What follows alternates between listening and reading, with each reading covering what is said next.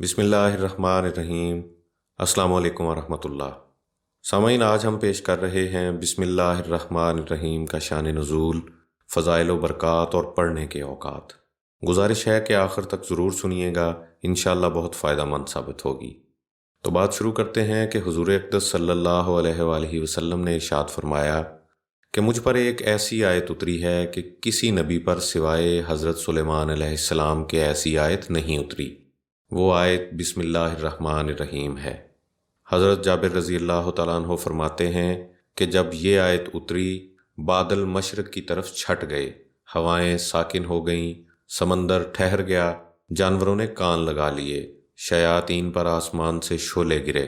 پروردگار عالم نے اپنی عزت اور جلال کی قسم کھا کر ارشاد فرمایا کہ جس چیز پر میرا یہ نام لیا جائے گا اس میں ضرور برکت ہوگی۔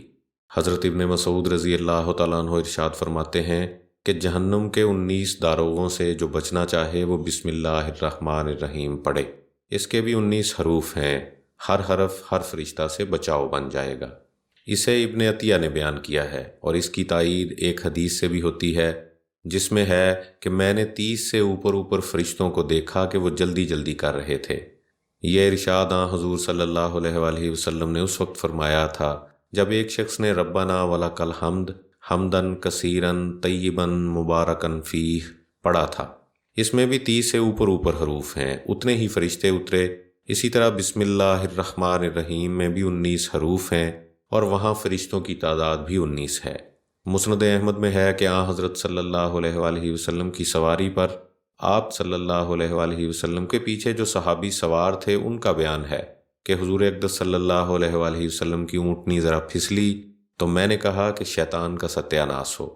آپ صلی اللہ علیہ وآلہ وسلم نے ارشاد فرمایا کہ یہ نہ کہو، اس سے شیطان پھولتا ہے اور خیال کرتا ہے کہ گویا اس نے اپنی قوت سے گرایا۔ ہاں، بسم اللہ کہنے سے وہ مکھی کی طرح ذلیل اور پست ہو جاتا ہے۔ ایک حدیث مبارکہ میں ہے کہ جس کام کو بسم اللہ الرحمن الرحیم سے شروع نہ کیا جائے وہ بے برکت ہوتا ہے۔ سامعین، ہر قابل ذکر کام کو بسم اللہ الرحمن الرحیم سے شروع کرنا ان اسلامی شاعر میں سے ہے جن سے مسلمان پہچانا جاتا ہے۔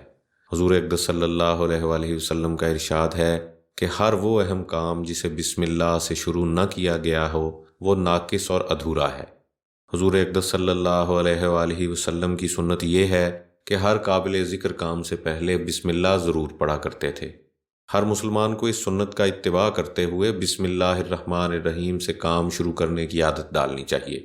گھر میں داخل ہوتے وقت، گھر سے نکلتے وقت، سواری پر سوار ہوتے وقت اور سواری سے اترتے وقت، بلکہ چلتے ہوئے سواری کو ٹھوکر لگ جائے یا خود اپنے آپ کو ٹھوکر لگ جائے تب، مسجد میں داخل ہوتے وقت اور مسجد سے نکلتے وقت، بیت الخلاء میں داخل ہونے سے ذرا پہلے اور وہاں سے نکلنے کے فوراً بعد، کھانا کھاتے وقت، پانی پیتے وقت، کپڑے پہنتے وقت، جوتے پہنتے وقت، کوئی کتاب پڑھتے وقت، کوئی خط یا تحریر لکھتے وقت، اپنے روزگار کا کام شروع کرنے سے پہلے، کسی سے بھی کوئی نیا معاملہ کرنے سے پہلے۔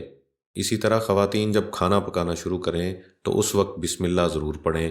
کھانے میں کوئی چیز ڈالیں تو بسم اللہ پڑھ کر ڈالیں، کھانا چننے کے لیے نکالیں تو بسم اللہ پڑھ کر نکالیں، کوئی کپڑا سینا یا بننا شروع کریں تو بسم اللہ سے شروع کریں، بچوں کو کپڑے پہنائیں تو بسم اللہ پڑھ کر پہنائیں، اور بچوں کو بھی بسم اللہ الرحمن الرحیم پڑھنا سکھائیں۔ غرض اسی طرح اپنے روزمرہ کے کاموں کو بسم اللہ الرحمن الرحیم سے شروع کرنا اپنے معمولات میں شامل کر لیا جائے تو یہ ایک ایسا عمل ہے جس میں محنت اور دشواری کچھ بھی نہیں، اور ذرا سا دھیان دینے سے انسان کے نامہ اعمال میں نیکیوں کا مسلسل اضافہ ہوتا رہتا ہے۔ بلکہ اس عمل کی برکت سے یہ سارے کام جو بظاہر دنیوی نظر آتے ہیں بذات خود عبادت بن جاتے ہیں۔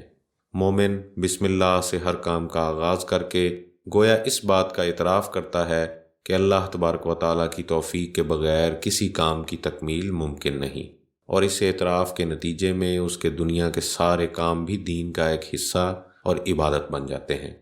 اللہ تبارک و تعالیٰ ہمیں ہمارا دین سیکھنے اور اس پر عمل کرنے کی توفیق عطا فرمائے۔ خوش رہیں اور اپنا خیال رکھیں۔ اللہ حافظ۔